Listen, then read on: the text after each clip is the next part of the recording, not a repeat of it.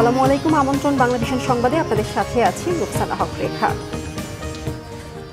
পশ্চিমবঙ্গ পুলিশের হাতে আটক ইনকিলাব মঞ্চের সাবেক মুখপাত্র হাদি হত্যার প্রধান আসামি শুটার ফয়সাল এবং আলমগীরকে বাংলাদেশে হস্তান্তরের প্রক্রিয়া শুরু হয়েছে। প্রতিরক্ষা গোয়েন্দা সূত্রে তথ্য জানা গেছে, বাংলাদেশের প্রতিরক্ষা গোয়েন্দা বিভাগের সুস্পষ্ট তথ্যের ভিত্তিতে রবিবার পশ্চিমবঙ্গ পুলিশের বিশেষ শাখার সদস্যরা শুটার ফয়সাল করিম মাসুদকে বনগাঁও সীমান্ত এলাকা থেকে গ্রেপ্তার করেছে। এই হত্যাকাণ্ডের অপর এক অভিযুক্ত আলমগীর হোসেনকেও গ্রেফতার করেছে পশ্চিমবঙ্গ পুলিশের স্পেশাল টাস্ক ফোর্স। গোয়েন্দা তথ্যের ভিত্তিতে গত 2 দিন বনগাঁও এলাকায় অভিযান চালায় ভারতীয় পুলিশ। এই অভিযানে হাদি হত্যা মামলার 2 আসামিকে রবিবার গ্রেপ্তার করা হয়। গেল বছরের 12 ডিসেম্বর ঢাকার বিজয়নগর এলাকায় চলন্ত রিকশায় থাকা উসমান হাদিকে লক্ষ্য করে গুলির ঘটনার পর দীর্ঘদিন ধরে আত্মগোপনে ছিল শুটার ফয়সাল। গুরুতর আহত হাদিকে চিকিৎসার জন্য সিঙ্গাপুর নেওয়া হয়। পরবর্তীতে সিঙ্গাপুরের একটি হাসপাতালে চিকিৎসাধীন অবস্থায় মারা যান হাদি। বিশ্ববাজারে অপরিশোধিত জ্বালানি তেলের দাম ব্যারেল প্রতি $100 ছাড়িয়েছে। গত 4 বছরের মধ্যে এটি সর্বোচ্চ। সোমবার আন্তর্জাতিক বাজারের অপরিশোধিত জ্বালানি তেলের দাম ব্যারেল প্রতি $110 থেকে $117 মধ্যে ওঠানামা করছে। যুক্তরাষ্ট্রের বেঞ্চমার্ক ওয়েস্ট টেক্সাস ইন্টারমিডিয়েটের লেনদেন হচ্ছে $111 থেকে $115 মধ্যে। ওপেকভুক্ত দেশগুলোর গড় তেলের দাম বা ওপেক বাস্কেট প্রতি ব্যারেল প্রায় $90 বেশি। ইরান, ইসরায়েল ও যুক্তরাষ্ট্রকে ঘিরে বাড়তে থাকা সংঘাতের কারণে বৈশ্বিক জ্বালানি সরবরাহ নিয়ে নতুন করে উদ্বেগ তৈরি হয়েছে। বিশ্লেষকরা বলছেন, মধ্যপ্রাচ্যের গুরুত্বপূর্ণ সমুদ্র পথ হরমুজ প্রণালী দিয়ে বিশ্বের প্রায় 20% তেল পরিবহন হয়। অঞ্চলটিতে নিরাপত্তা ঝুঁকি বাড়ায় অনেক তেল ট্যাঙ্কার চলাচল সীমিত করেছে, ফলে বাজারে সরবরাহ কমে যাওয়ার আশঙ্কা তৈরি হয়েছে। এর পাশাপাশি কয়েকটি তেল উৎপাদনকারী দেশ উৎপাদন ও রপ্তানি কমাতে পারে, এমন আশঙ্কায় আন্তর্জাতিক বাজারে তেলের দাম দ্রুত বেড়ে যায়। বিশ্লেষকদের মতে, তেলের দাম দীর্ঘ সময় উচ্চ পর্যায়ে থাকলে বিশ্বজুড়ে জ্বালানি ব্যয় বাড়তে পারে এবং এর প্রভাব পড়তে পারে দ্রব্যমূল্য ও মুদ্রাস্ফীতিতে। উন্নয়নশীল দেশগুলোতে পরিবহন খরচ ও বিদ্যুৎ উৎপাদন ব্যয় বাড়ার আশঙ্কাও রয়েছে। গণতন্ত্রের অগ্রযাত্রায় অসামান্য অবদানের জন্য শ্রেষ্ঠ অদম্য নারী পুরস্কারে ভূষিত হয়েছেন সাবেক প্রধানমন্ত্রী ও প্রয়াত বিএনপি চেয়ারপারসন বেগম খালেদা জিয়া। রাজধানীর উসমানী স্মৃতি মিলনায়তনে বেগম খালেদা জিয়ার নাতনি ব্যারিস্টার জাইমা রহমানের হাতে এই পুরস্কার তুলে দেন রাষ্ট্রপতি মোহাম্মদ শাহাবুদ্দিন। 5 ক্যাটাগরিতে আরও 5 নারীকে দেওয়া হয়েছে অদম্য নারী সম্মাননা। রাষ্ট্রপতি অদম্য নারীদের হাতে সম্মাননা তুলে দেন।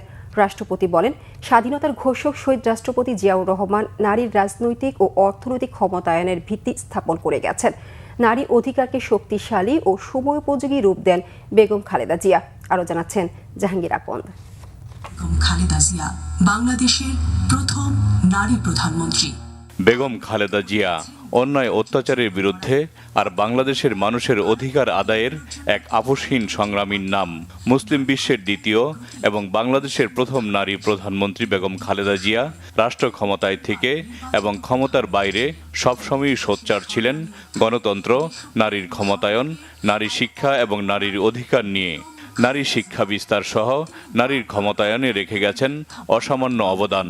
নিজের জীবনের চেয়েও গণতন্ত্র ও নারীর অধিকার আদায়ে এই সংগ্রামী মহিষী গণতন্ত্রের অগ্রযাত্রায় অসামান্য অবদানের জন্য ভূষিত হয়েছেন শ্রেষ্ঠ অদম্য নারী পুরস্কারে। রাজধানীর উসমানী স্মৃতি মিলনায়তনে বেগম খালেদা জিয়ার নাতনি ব্যারিস্টার জাইমা রহমানের হাতে এ পুরস্কার তুলে দেন রাষ্ট্রপতি মোহাম্মদ শাহাবুদ্দিন।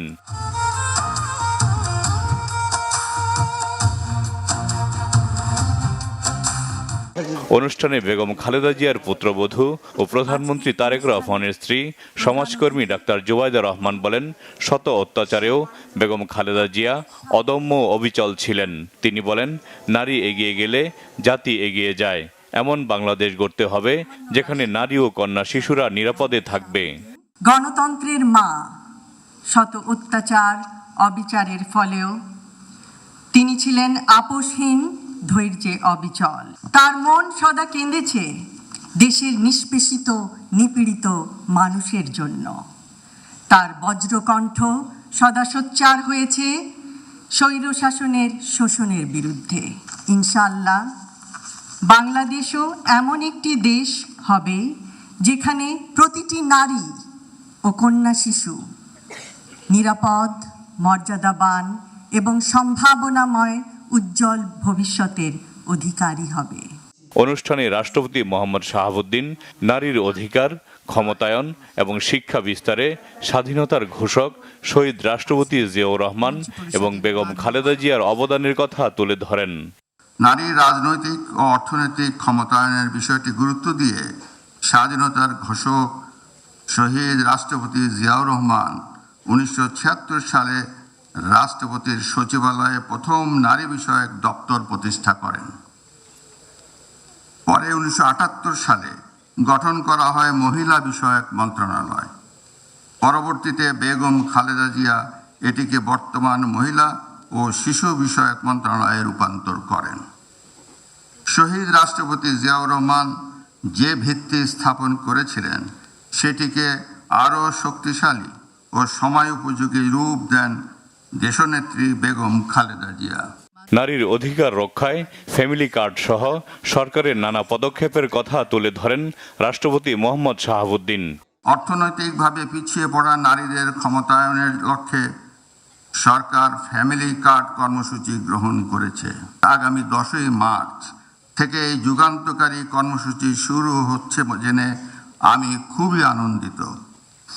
এই কর্মসূচির আওতায় প্রাথমিকভাবে প্রান্তিক দরিদ্র পরিবারের নারী প্রধানরা প্রতি মাসে সরকারের কাছ থেকে নির্দিষ্ট পরিমাণ আর্থিক সহায়তা পাবেন। আমি আশা করি এই উদ্যোগ পরিবারগুলোর অর্থনৈতিক স্বাবলম্বিতা অর্জনে ইতিবাচক ভূমিকা রাখবে।